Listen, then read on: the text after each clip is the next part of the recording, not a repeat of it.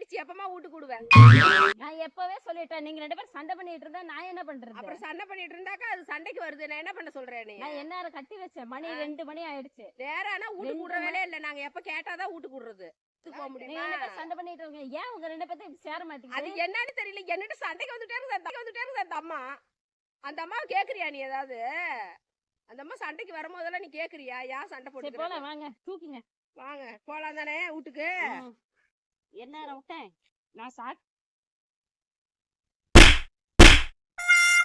இவ்வளவு கோவமா? ஆயிடுச்சு. வா போலாம். நீதான் சண்டைக்கு வந்துகிட்டே இருக்க. எப்ப பார்த்தாலும் சண்டைதான். இது என்ன நாளே